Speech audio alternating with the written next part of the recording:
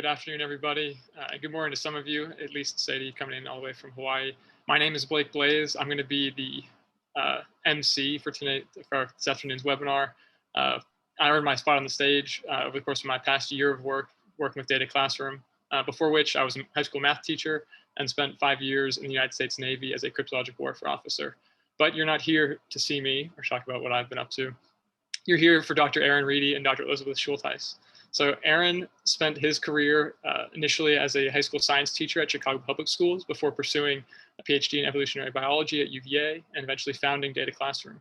Liz currently runs education and outreach for the Kellogg Biological Station at Michigan State University, and you've probably come across her work through Data Nuggets, where students can access real data from real scientists. So thank you to everyone for being here. We are well over 100 attendees now, so if you have questions, please feel free to throw them in the Q&A feature or to raise your hand. I'll try to get to you that way. And of course, feel free to jot them in the chat. We'd love for this presentation this afternoon to be conversational, so we'd love plenty of interruptions. And again, I will do my best to get those questions to Aaron and Liz. And without further ado, I'll turn the mic over to them. Okay, well, thank you for that introduction, Blake. Really appreciate it. I also want to make a plug for something that Blake is working on. And if you see on this slide, if you could are interested in climate science education, Blake is the founder at World. And if you go to itsworld.com, you can check out what he and his team have been up to at World when he hasn't been busy being helpful to the DataClassroom team. The other thing I want to say is if you want to follow along with this, with the activities that we're going to present in the webinar and actually put some of these strategies that we're going to share into practice, you can sign up for a free DataClassroom account at dataclassroom.com. If you go to the website, it's in the upper right-hand corner.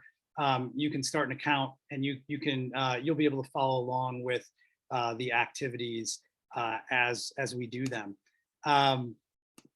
And I also just want to mention that it feels very exciting to be presenting to an audience of people. Many of you came to us today through the National Association of Biology Teachers, and I was a biology teacher myself in the Chicago Public Schools, as Blake mentioned, and that is really where a lot of the ideas and the concepts that run DataClassroom came from. Was the work that my students were doing in Thomas Kelly High School on the southwest side of Chicago. And so with that, Liz, I'm going to just turn it over to you. Would you like to just go over the outline and tell folks what we're going to be doing today? Sure. All right. So hi, I'm Liz again. I'm one of the Data Nugget co-founders. And so today we're going to start just with a discussion about statistics and why they don't have to be that intimidating and as challenging of a topic as most people think of them as. Then we're also going to go into 2 data set examples. So we're going to explore 2 of our digital data nuggets on DataClassroom and look at the data sets that we have and practice some statistics skills on there. And then I think if you guys have questions, we'll interject them throughout the event, but then we can go at the end and have a Q&A session. Yeah, definitely. Please speak up if you have questions. Send those into the chat or into the Q&A. Blake is going to be monitoring both of those, and he will be sure to interrupt us frequently. Okay. With that, so we're gonna start with a little discussion. And Blake, where should we start? Sorry, I was just tending to the chat. I think that one of the questions that most teachers have in some of the demos we've done recently have been how to get students excited about statistics, because oftentimes math can just be a big turnoff, especially in the science classroom. Yeah, definitely. That's one I put together a couple of what I think are sort of guiding strategies for making stats less intimidating. And one of those is really built around choosing data sets that kids can engage with. And so I think there's a couple of ways you can do that. One, giving students some agency and some choice over which data sets that they're working with and learning with. But then also choosing data sets with topics that they are already interested in can be a great way to connect. And it's one of the nice things about teaching with real data is that there's really almost no topic that you can't explore with an authentic data set. Mm-hmm. Yeah, I definitely agree with the idea of using authentic data sets. It seems like if you built your career around that idea. That's the whole premise of Data Nuggets. So it's, I myself as a scientist, like never enjoyed taking statistics courses, never enjoyed learning about statistics. And it's definitely a topic that I just wasn't naturally inclined towards or good at. And it took me having my own research and my own questions about stuff that I really cared about to make me face the challenge of learning stats and say, this is a tool that I can use to answer a question and figure out something about how the world works. But until I had that motivation to answer a question for myself, I didn't really want to just learn a principle in abstract, some sort of statistic that didn't mean anything to me. And I think, unfortunately, my data are always super messy. They're always really complex and hierarchical. So I've had to teach myself some pretty tough stats, but I definitely would not have gotten into that if, just for the sake of the statistics itself. Yeah, definitely. Yeah, and so I think, same for students. Like, I think if they're really excited about a question or a topic, they're going to learn the statistics they need to answer that question. And so by giving them exciting data sets and exciting research, hopefully they kind of get into that as well. Mm-hmm. In somewhat of a related vein, what have you two been able to find over the past year as successful strategies for connecting with students with whom you can't connect in traditional classroom settings? Like what makes DataClassroom and what makes Data Nuggets so successful to teachers who are trying to accomplish what seems like the impossible and to conduct science through remote learning scenarios? You want to go first, Liz? Yeah, this is one of the main reasons we've partnered these two things together, was that students were kind of forced to do stuff on the computer, but then we realized that it actually ended up being this great opportunity for them. So it's not just that students all of a sudden have to take the exact skills that they're doing on pen and paper and do them in a digital setting. They can actually work with bigger data sets, more variables. And so I think the opportunity that's come up is that now they can work with, by having more data to work with, they can ask their own questions. So it's not necessarily the couple, things that we gave students and a really prescribed question, but now you can unleash them on all these publicly available data sets, all these data sets and repositories like on DataClassroom. And so they can say, I want to do something as a follow-up question to this activity, or I want to go out and find my own data to answer a question.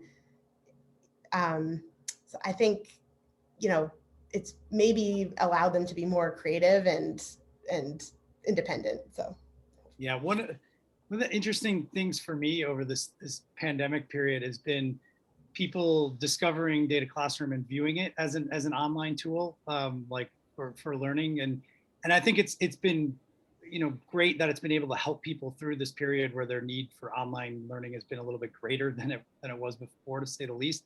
But I think it's also just happens to be that doing data analysis is just something that works really well in a digital environment. I mean, that is the way that data professionals analyze data. They make digital graphs. They use computers to run statistical tests. So having kids do those sort of analysis portions of lab activities, even if they haven't been able to do the lab activity in person, it's just been a pretty good fit.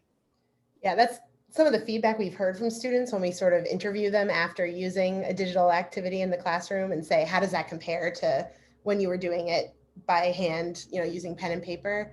And they've given us the feedback that it makes them feel more like scientists. Like they know they're not just doing busy work of learning how to draw a graph. It's super important skill to practice it on pen and paper, but they know that scientists themselves are doing statistics online and graphing on, using online programs. So they really felt empowered, like they were doing the work that a scientist would be doing.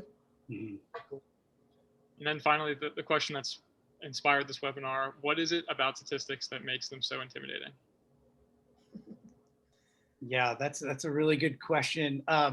I was thinking about this a lot this week with this coming up, and the one of the things that I think makes stats intimidating is there's not just one answer to this question. There's a lot of different aspects that can make people scared of stats, a little reluctant to dive in, or make it feel hard.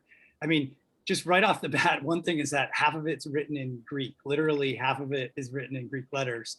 And that right off the bat, you know, you look at some kind of statistical equation and you say, well, that's math and it doesn't even have numbers and I don't know what those letters mean. And that, you know, that can make it intimidating. I think that's, you know, relatively easy to overcome. But for me, the biggest thing that I think makes statistics intimidating is the way they're often taught in a classroom setting doesn't acknowledge that they are very much an applied skill. And this makes it different from other math that kids are learning in middle school, high school, university.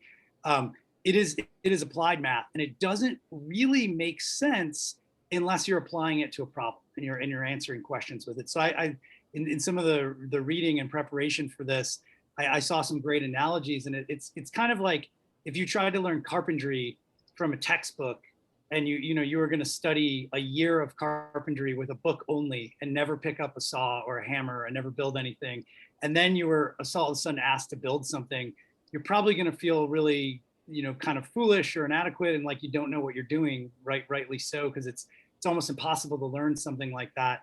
You know, other things I think you could think about would be like learning to play a musical instrument, or learning to sail a boat, or even learning to play a sport. Just trying to do those things through a lecture or through reading, or, you know, some of the very traditional ways that we learn in school are just not going to work for stats. Just so much of it does not make sense until you have a question and you have a data set that's relevant and you try to use stats as a tool to answer that question. So all of the strategies that we're going to cover today are going to be, you know, at least in part focused on that, teaching stats as an applied skill, showing your students how to use stats as a tool to answer a question. What do you think about that, Liz? Yeah, I agree with everything that you said, and all of your examples were sort of like art examples, or you know, things that are sort of creative. And I guess I always, when I think of math, I think of like there's one right way to do it. There's one answer that you're trying to get to.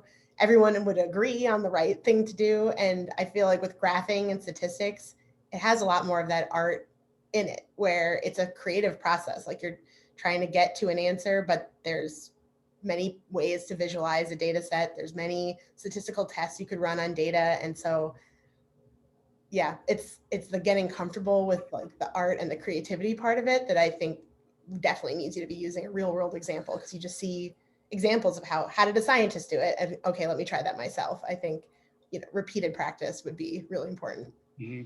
Could you remember like from grad school, any like particular things for you that were really intimidating or challenging? Yep. So one of my huge challenges is always it's called zero inflated data, but it basically means I take a lot of observations and there are many, many zeros in that data set. And so the data doesn't end up looking like this nice hump shape normal distribution that a lot of statistical tests rely on. So it has this crazy spike at zero and then the hump. And so basically it's not appropriate to do all the normal stats that people tell you about. So I had to figure out a way to handle that kind of data. So one of the tips was split it apart, like split it into yes, no, 1 zeros, and then analyze the hump that's left over after you take all the zeros out separately. Mm-hmm. So it was a lot of, you know, you'd find something weird about your data that you couldn't find the answer to in a textbook. And so you'd have to ask a lot of other scientists like, hey, do you have data like this? What should I do? And so maybe we can model that for students, like by, you know, giving them examples of how to handle a complicated data set. Yeah. And then hierarchy, that's the other. I always have tons of structure in my data, so that's a mess.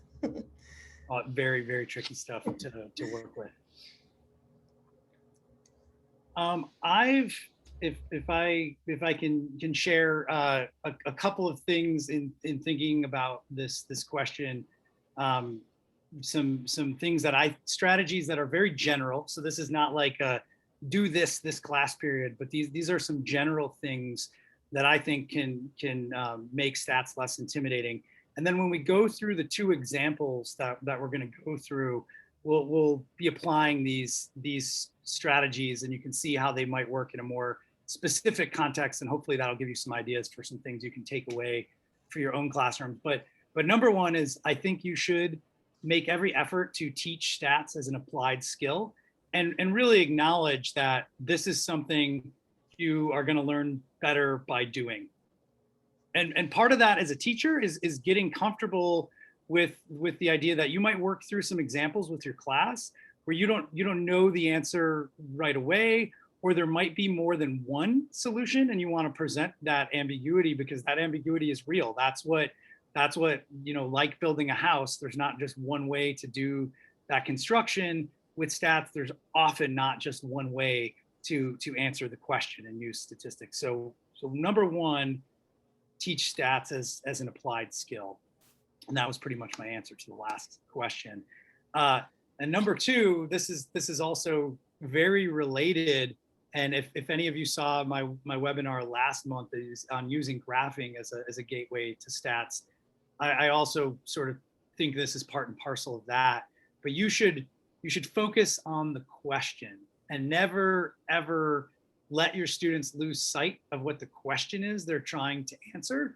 Because if you do that, then they're not doing that applied math. They're just doing math. And that's not the point of statistics. The point of statistics is to answer your questions and to put some degree of confidence to your questions. That's one of the things I love about statistics, is you get to say, this is my answer to my question, and this is how confident I am in that answer. And you can back that up with math. And I think that's really cool. Once you can get over the uncertainty of that, you can't really give yes and no answers with statistics, which can be frustrating when you're not used to that.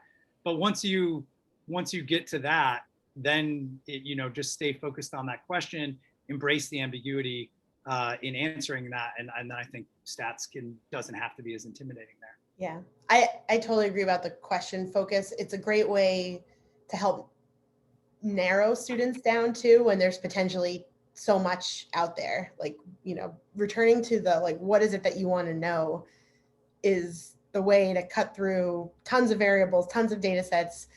And then basically you can answer the same question from many different perspectives and build support for a question, but it's always coming back to that principle of, like, why are you doing this? What's the point of the statistical test? What's the point of making this graph?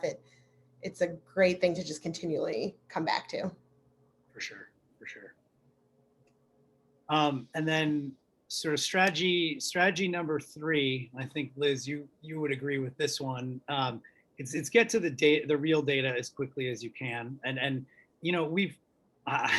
I've certainly done many biology class examples where I've made up fake data sets for teaching purposes, or done examples with aliens, space alien kind of things. And the more at this part of my career, I'm really focused on data education and statistics education and working with data, I've really come around to the point of view that if you can use real data, you should do that. Just because I think that everything becomes a little bit more powerful, makes a little bit more sense. Kids can make those connections to real world data. So I always advocate get to the real data as quickly as you can. It doesn't mean if you have some example that you just want to use a fake toy data set that you made up, sure, do it. But I will say, like, think carefully about when you can use a real data set and when that will work just as well, or if not better, for your teaching example. Yeah, we've definitely seen students are way more engaged when they know they're working with real data. It gives them this buy-in and excitement about doing something when they say, I'm not just doing a busy work task, I'm really answering a question that scientists are curious about. And that's a question that other people are spending their time on as well. And I definitely get the motivation to make the fake data set, and that it's necessary sometimes, but hopefully more and more education resources like DataClassroom and Data Nuggets are coming around where you don't have to anymore, where there are data sets out there for every example that you'd want to do, but it is such a hard job to go out and find them, curate them, get them ready to use in a classroom. And so I don't think teachers have time to do that. So hopefully we're taking that burden away from a teacher so you can just have a data set that's easy to use in a class. Fair, and Liz, if I can jump in real quick, Bronwyn has her hand up, and I'm going to give her a quick chance to ask a question if she'd like. Yeah. Go ahead, Bronwyn.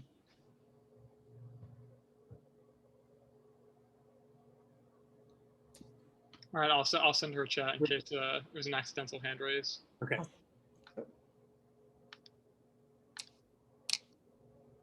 All right, I see another hand up. We can circle back to that. You can check in with them, Blake. And then the last strategy of these four that we're going to emphasize as we go through these classroom examples you can use is to emphasize conceptual understanding through graphs. And I think this is especially important for those of you who might be teaching AP Bio or teaching at the university level, where you really are going to make a foray into inferential statistics and p-values. I think that's when it's a real easy to lose sight of the concepts and how the math is working. And I think a lot of this can be done with eyeball estimates with your eyes when you're looking at a graph. And then when you get onto number crunching, you're really just confirming the result you've already seen with your eyes. And I think this is even, it's definitely appropriate at the higher level classes, but if you are a middle school teacher and you're just purely having students draw a conclusion purely through graphing, I think it's also really important to emphasize a conceptual understanding of variation with graphs. And I think you can do that even before moving on to any sort of hard statistics. I think that conceptual understanding of variation when you're specifically when you're comparing groups with data can even be done long before you're getting into a real statistical test. So it's those four strategies that we're going to use as we go through these examples, and hopefully that will help give you some real ways where you can think about making statistics less intimidating for your students, and who knows, maybe even for you. I will definitely say in the time when I was in the classroom, I was not nearly as well versed in statistics as I am now, and I frequently found myself in situations where I had to say, I don't really know how to do this. And then it was really through my PhD training after my career in the classroom where I realized that there are some ways to approach these things that seemed impossible to use with younger students. Blake, were there any questions that came in there? Not yet. I think everyone's excited to get to the examples, and I'm sure there'll be some questions then. Well, I'm gonna stop the share for just a minute, and then I will bring up the screen share here. So I'm gonna go over to dataclassroom.com, and if you are following along, you can do the same. And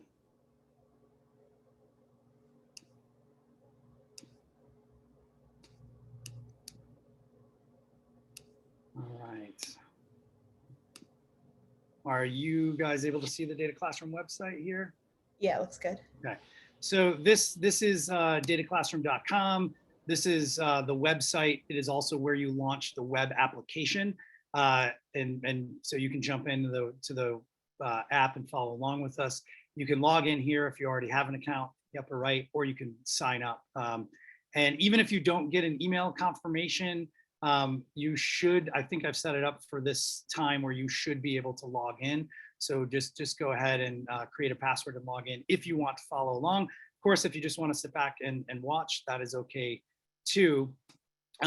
So here I am logged into the Data Classroom web application. This is the dashboard. And if you're new to Data Classroom, you will see a big help menu up at the top where it's broken into things like lesson planning and graphing and statistics and working with your own data. I want to point out the resource library. A lot of people ask, what is a good place to begin working with data in Data Classroom? And I always say this resource library, I had a filter on, I'm just going to clear that. And so you can see here we have a variety of topics ranging from biology, current events, chemistry, physics, environmental science. There's about 75 different data sets in the library. Well over half of them have complete lesson plans. Anything that is marked RTT for ready to teach, that's a data classroom lesson plan, or anything that has the little DN logo, that's a digital data nugget and has all of the great materials put together by Data Nuggets. And then raw data sets don't necessarily have a lesson plan, but they are a data set that is there for you to work with. And there should be enough background information for you to make heads or tails of those. So it's not like just raw data with no information, but it just might not have a full lesson plan.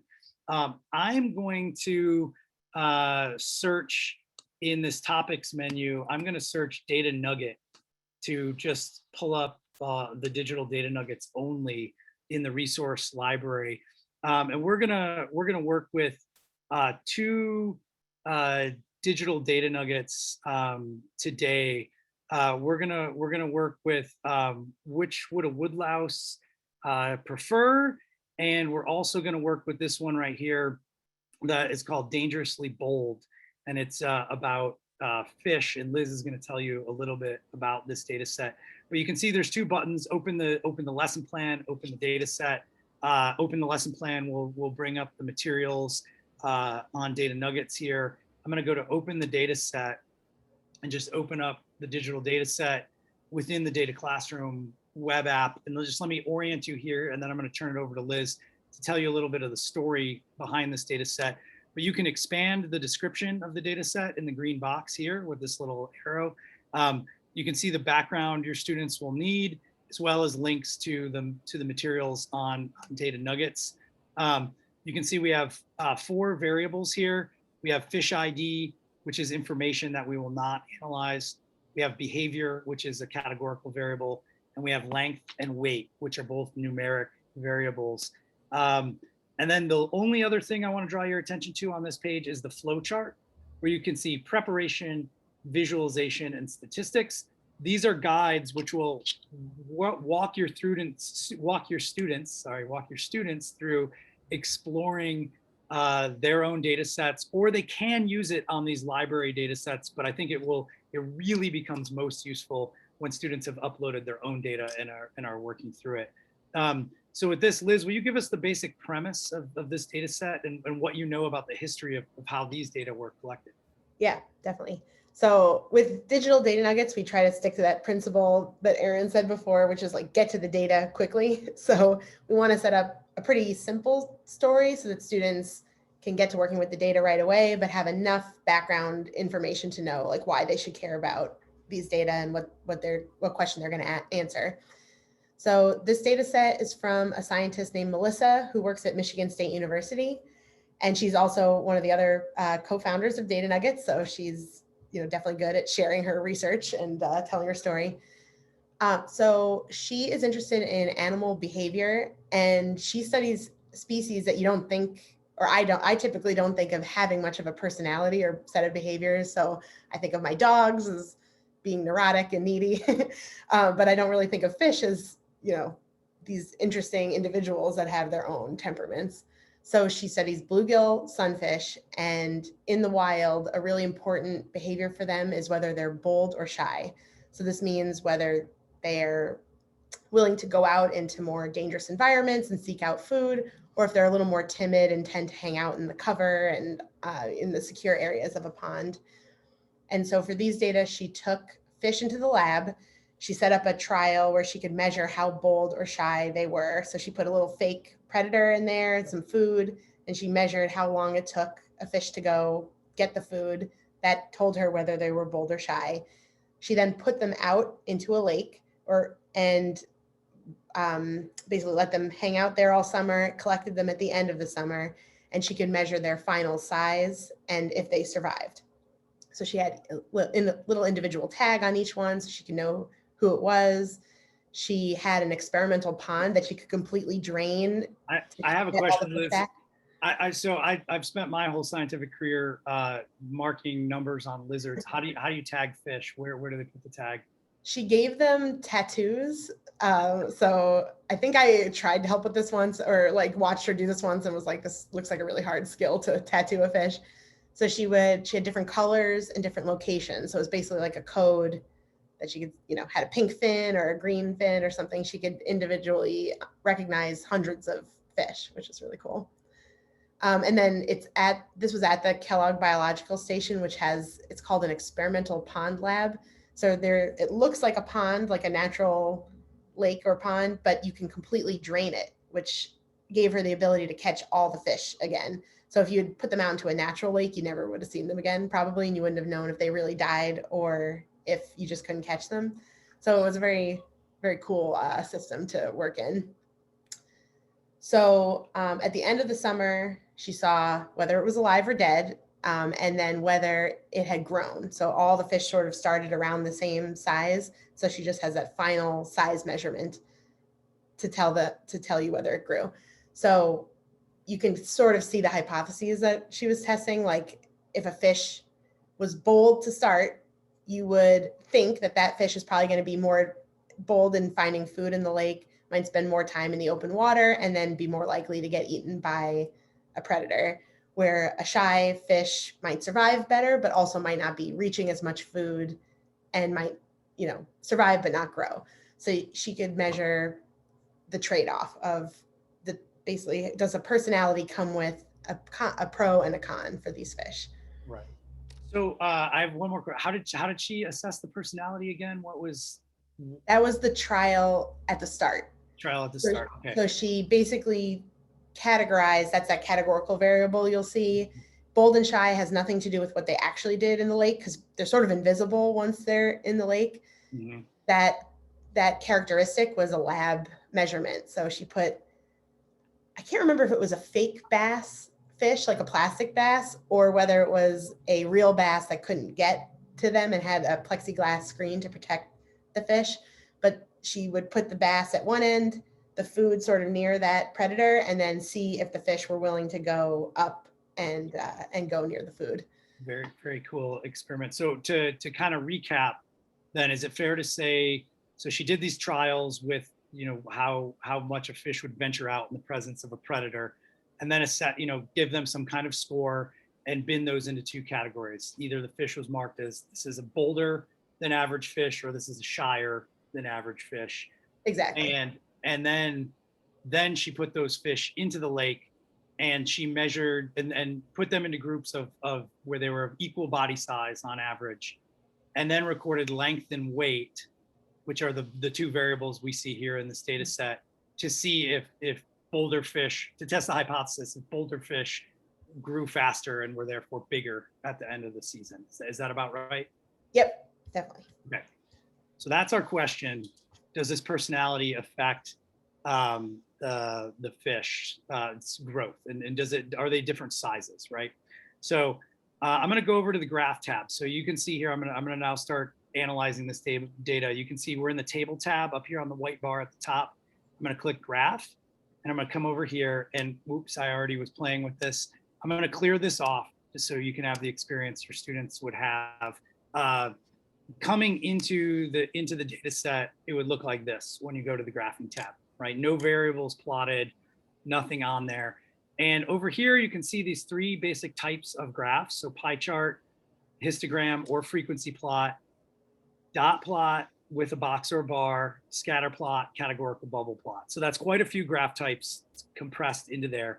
I'm gonna go with this plot type here, and I'm gonna choose some variables we're interested in. Maybe we'll look at length first. So I'm gonna click show up here. One click, it graphs the data. So each of the data points are there. Each data point represents a fish. And we can tell by the height of the point how long that fish was at the end of the summer.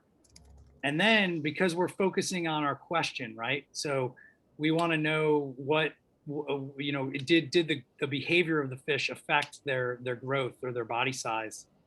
I'm going to go to split that, right? And so I can split that. I just added show to behavior, and it plotted that on. So I've made this graph with 2 clicks. And now the default plot in DataClassroom, I want to just make this point and just let people know this is not on accident, is we're showing each and every data point individually, because through this, you can see variation in each of those groups, right? It's not like the bold or, every bold individual was bigger than every shy individual or vice versa. You can see just like quite an overlap in the range. And this is actually a great example in that this is where statistics becomes particularly useful in answering this question, because this is a little bit tough to answer just with your eyeballs. When I look at these groups, I'm not really sure if they look different from one another. There's some things we can do with with this real data set and focusing on our question. We can start moving into statistics with a conceptual understanding that's built from the graph. And remember, this is one of our general strategies. So now you can see on the right, there's this checkbox that is open for descriptive stats. And if I hover or I go over to the question mark, this is adding things like mean or median to your graph.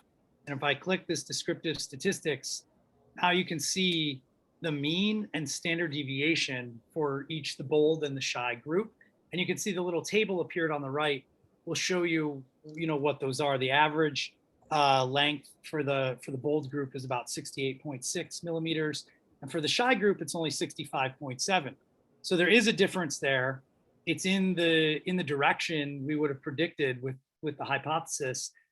And maybe if you're with middle schoolers, maybe you make a conclusion just based on this. You look at this mean and standard deviation, or maybe you do another sort of measure and you look at median, and this is median and interquartile and range pictured with these box plots. And so you can analyze these this way. You could, of course, you could show all of these at once if you wanted. But you're gonna make that comparison based on those descriptive statistics, and you could say, yeah, it looks like the average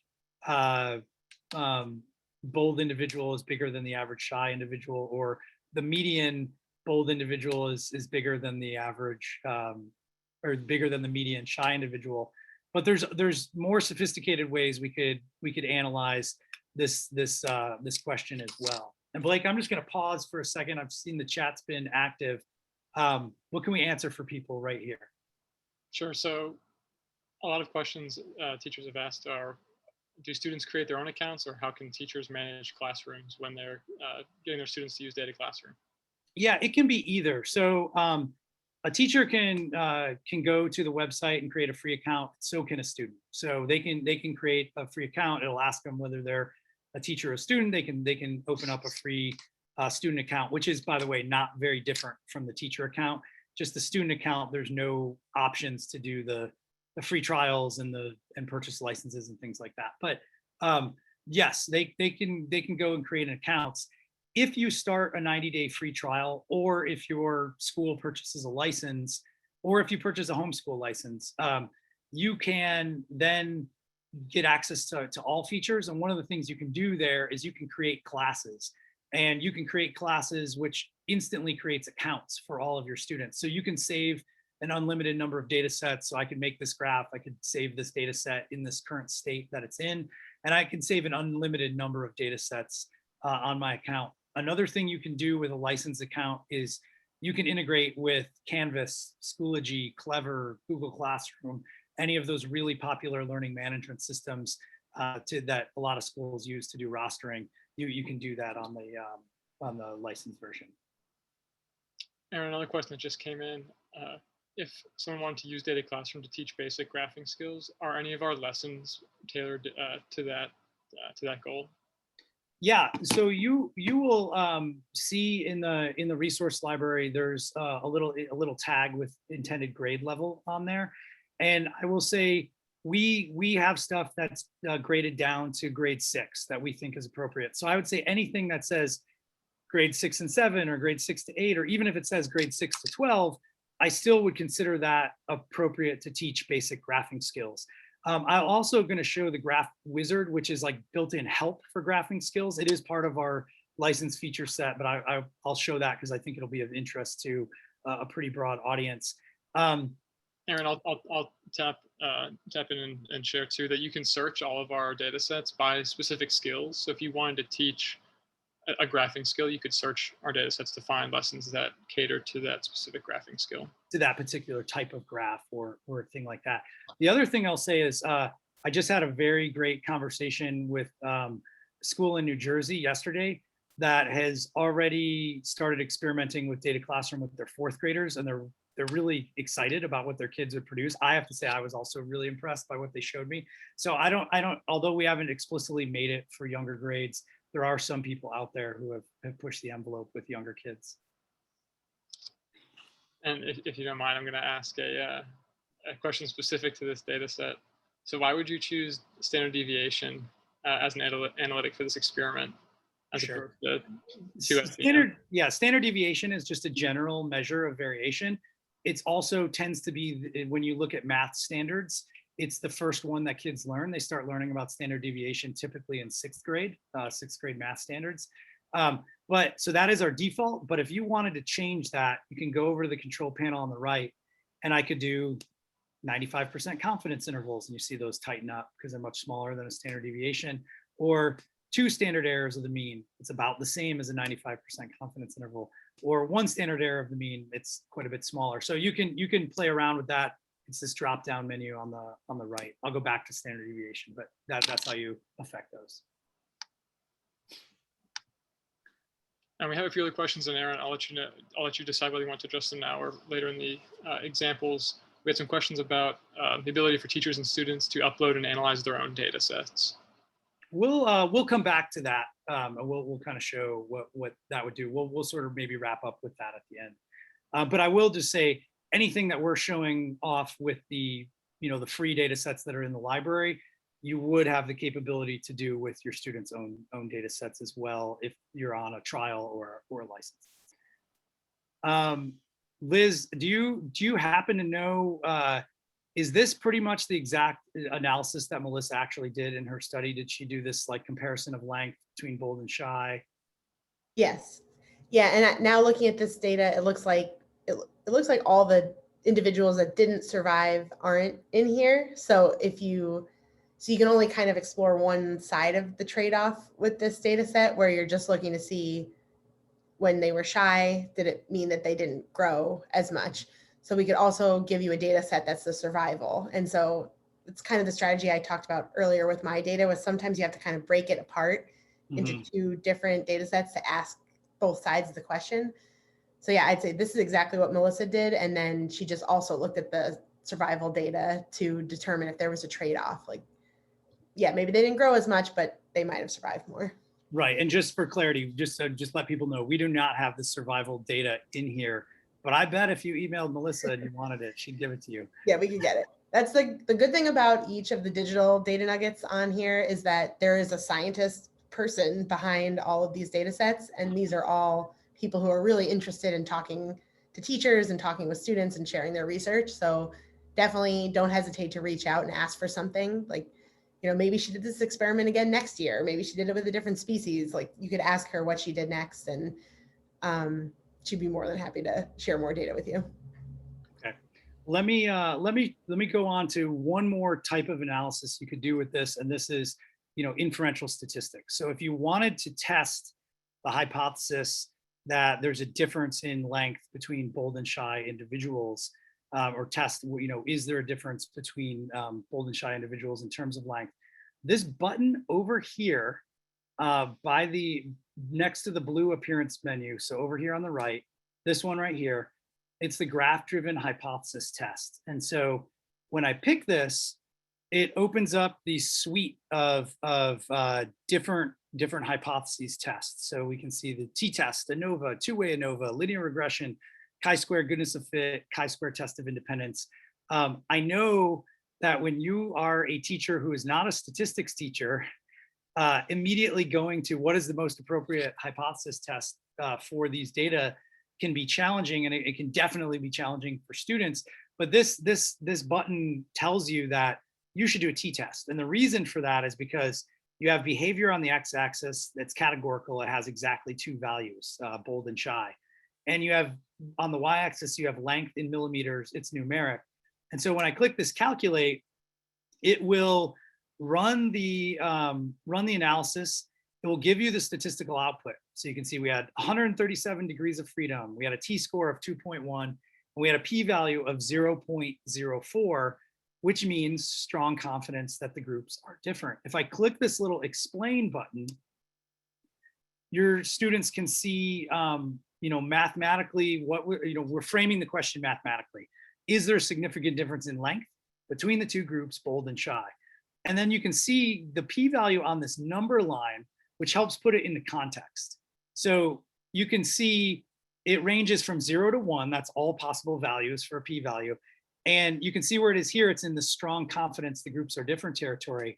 And I can play around with this. If I grab it, I can slide over here, and now, p-value of 0.80 means no evidence the groups might be different.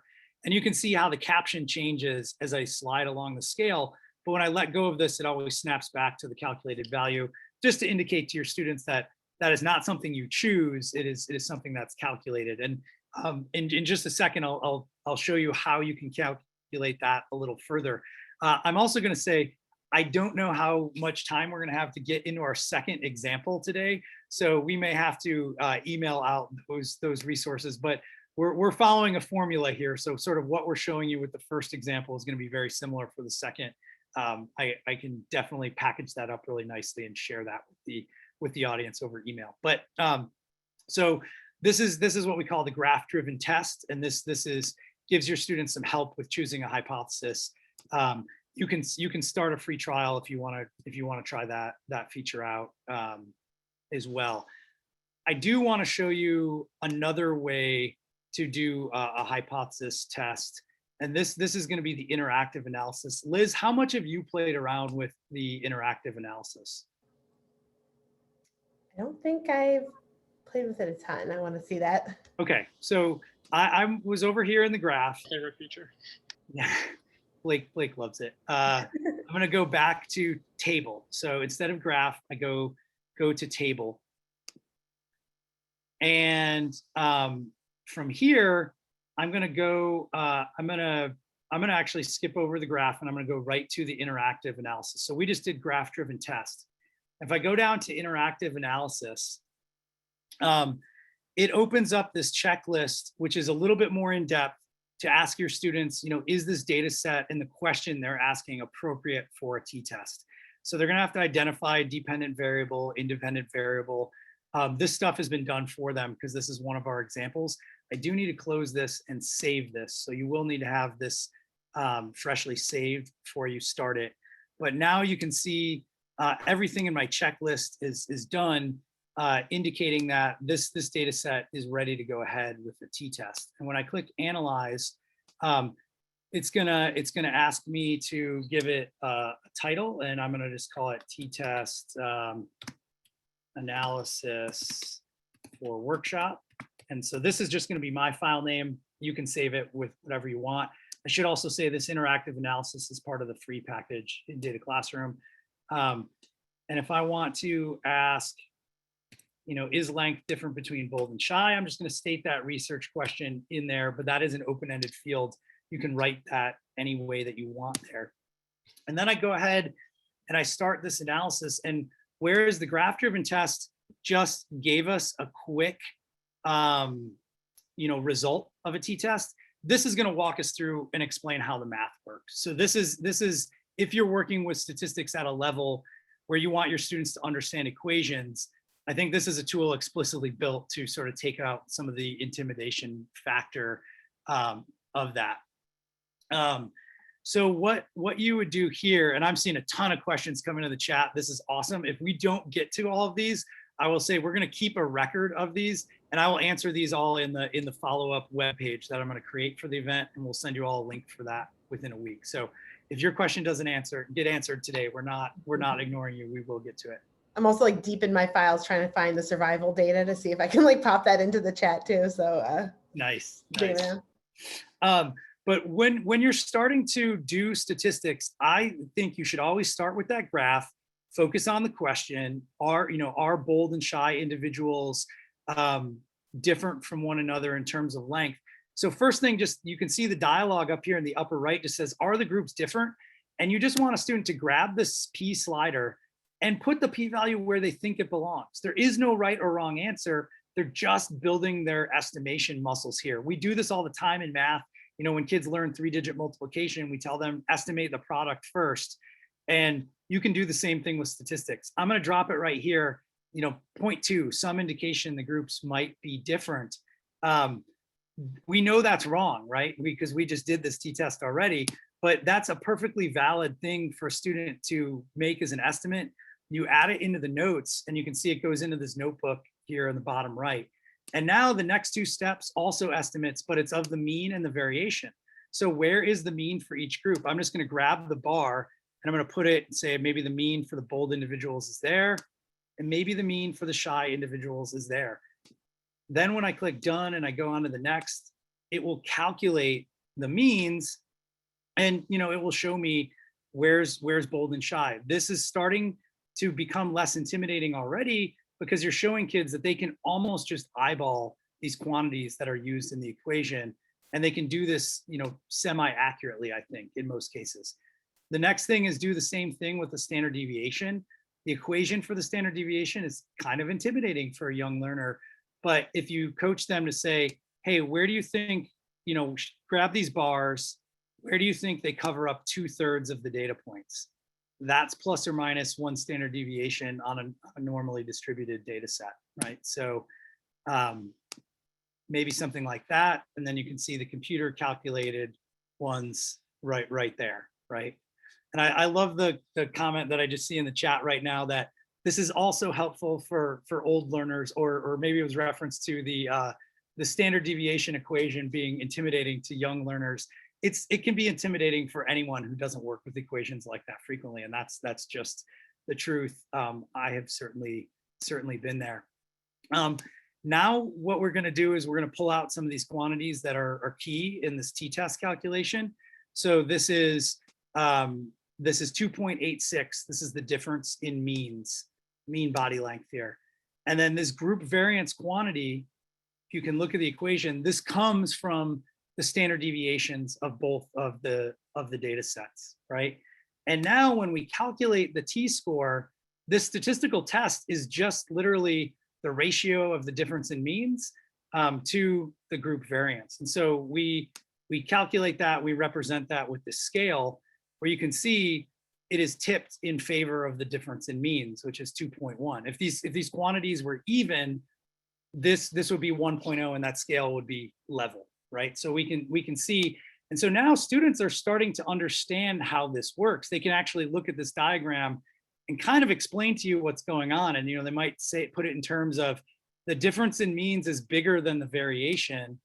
And when we consider that in light of the sample size, so you see each of those samples being counted, and we calculate a p-value, and this is like if you were doing this old school, you'd be going to a table and looking up degrees of freedom and t-score, you'd be getting your p-value, and you'd say, well, we get this p-value of 0.04 because the scale is tipped toward the side of difference in means, and we have a fairly large sample size. You know, this gets us into the zone of even though this is a tiny difference in means between these 2 groups of fish, we have strong confidence that these groups are different from one another. And you know, this is simplifying a whole lot of things in statistics, but I also think that stats are better taught when you reveal things on a need to know basis. I actually strongly recommend teaching all of the assumptions of a statistical test before you use it. First, teach kids to wield the tool, then teach them the finer points of how it works and what makes it work. And I hopefully this kind of interactive analysis is the kind of thing that does that. We only have about 5 minutes left. So rather than just plowing through another example in 5 minutes, I'm going to put something together, some visual materials for all of you, and I will email that out. Who knows, maybe we can do another one next month and do that data set since we prepared for it. But I want to really see if there's any questions from the audience. So Blake, with all the stuff that's come in there. I'll run through some of the questions that I can answer. So real quick, and then I do have one that I want you to end on because I really like the question. What does it mean that DataClassroom is fully compatible with distance learning? That just means with all of our ready to teaches, there's background information, description of the data set and variables and activity questions. So you could literally, if you're feeling sick, if you're out of school, if your students are in the classroom, you could say, hey kids, go to this link, and it has everything they need to do what we just did. 2, how many of the AP Bio labs do we have? We have 11 of the 13 investigations, which took quite a bit of time to find a Hardy-Weinberg approximation. We're really proud of that offering. So AP Bio teachers out there, feel free to check out our resource library. Is there a free package beyond the 90 days? Yes. So the 90-day trial gives you access to some of the tools that are on the paid feature, but this is totally, there's an option to use it totally free, and that delivers on our mission of getting this out to as many classrooms as possible. And then finally, for you, Aaron, how is DataClassroom better for assessing understanding than Pivot Interactives? And as a related question, is there a way that you can have worksheets for kids to fill out while they're working on these different activities? Yeah, I will say I'm not, and I'm going to move to a different screen here while I'm talking. I'm not 100% versed on every detail of Pivot Interactives, but from what I've seen, DataClassroom is much more of an open-ended tool that's going to be able to grow with your students from basic graph making all the way up to applying statistics to an independent research project at 12th grade level, or even using it in a university course.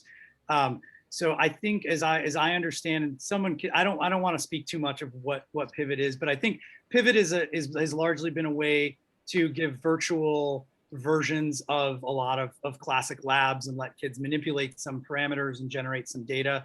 But DataClassroom is much more of a full featured tool for exploring data and statistics in almost an infinite variety of ways and combinations. And I would just plug too that we're really proud of this new feature where you can see in the top right of the screen the little paperclip icon. So all of our data sets and activities are customizable. So if you see something that you like and you want, for instance, your students to write out the different equations, or if you want them to complete different tasks, you can customize any of our data sets with what you have, because we want to enable your classroom. We know that we can't do it better than you can. So you can put those worksheets, whether it's a slide, a PDF, or a Google Doc, and make these data sets your own for your classroom. Yeah, and that is the paperclip up here on the top where it's table, graph, and then once you add an attachment, you bring over a file from Google Drive, and then you'll have another tab, and you could have 5 or 6 tabs. You could have table, graph, assignment, answer sheet, and homework, or table, graph, quiz, and assignment. You can customize that and write your own things too. This is great especially for digital data nuggets, because we have a lot of extra files. Like we've seen that the scientist behind the research is really impactful for students. So you could add a whole scientist profile on that tab if you wanted the student to get to know who the person was behind the data. That might be a cool thing to add. Or, I saw a couple people ask about published papers. You could add the published paper or some other external resources. So there's a lot of potential what you could do with that paperclip. And I happen to know that Liz has been working on putting tons of the data nuggets into Google Docs. So I will say it won't be long till we are able to directly add in those Google Docs for digital data nuggets like this, so that your students can use that as an answer sheet to paste in graphs that they've made with DataClassroom or answer questions. So though that's something you can look forward to in the relatively near future of the collaboration between Data Nuggets and DataClassroom. Yeah. What else? We probably have time for a couple more questions. Anything that Liz or I can answer, Blake? Just we're getting some questions just about how we handle primary sources in the different data sets. And in my answer, you can correct me if I'm wrong, is that we have links to all the data sets and primary sources for our existing lessons. Mm-hmm. Yeah, it varies for because we get data from so many different sources, but we always include a link to that primary source when possible. And Melissa, all of the data nuggets, they certainly acknowledge the scientists who did the research. Do they frequently have a link to a published paper if one is out there? Mm-hmm. Yes, so data nuggets are all written by the scientists, so they've definitely given us permission to use the data and use the images that are in there and stuff. A lot of the data sets aren't published, which it's because there are a lot of preliminary studies, so more representative of the data sets that your students might collect. They're not these huge final products necessarily. Some of them are, some of them aren't. So what's really nice is that your students are maybe going to see a messier, kind of more complex data set than they might be used to. And that means that it might not be published, but it's published in this way. So we'll always at least give you the contact information for the scientists. So they would be your go-to person for questions about the data or permission to use the data in some way, or anything else you'd want to do. I'm going to try and answer a couple of questions rapid fire. Dana, you can definitely submit a data set with a featured scientist. We're looking forward to being able to enable community submitted data sets to being available to all users, and we'd love for you to be able to submit one. Quick clarification, Data Nuggets and DataClassroom are separate entities. So DataClassroom features the work of scientists who post through Data Nuggets, and we love partnering with Liz over the past couple of years. And then I'll ask, Aaron, would you mind quickly delineating what is included in the free version over the 90 days? Sure. So the free version, and also, so the free version is all of the data sets in our library, the ability to graph those, export graphs, as well as the interactive analysis, like that t-test that we walk through slowly. That's all in the free package. The licensed version or the 90-day free trial allows you to upload your own data sets, your students upload their own data sets, integrate with your learning management systems, Google Classroom, Clever, Schoology, Canvas, etc. And also some of the built-in help, of which we showed today, was the graph-driven test. So choosing which hypothesis test is most appropriate, and also the graph wizard, which we did not have time to cover today. Yeah. Okay, I think we're about out of time. We definitely need to do this again soon. Yeah. So one quick question. Just had a question from Nicole, and I almost missed it. Just wondering how teachers can view student work and how students end up submitting it. Yeah, if you start a 90-day free trial, any of the students who are in a class that you create, you will be able to view all of their work through the website.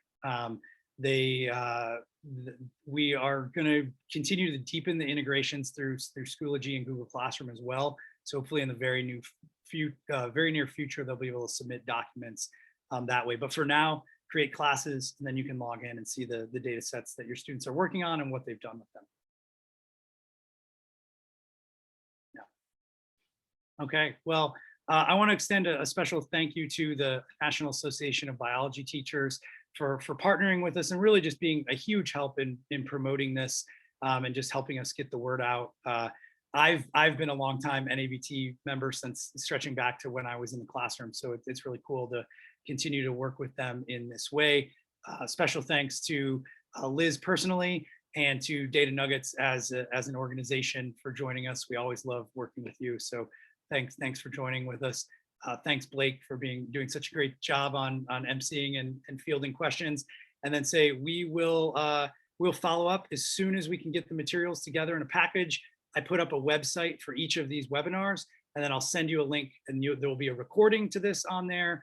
You can share it with colleagues if you want. There'll be links to all the data sets we used, as well as the examples, as well as the bonus example that we didn't even have time to get to today. But we'll have all those materials packaged up for you.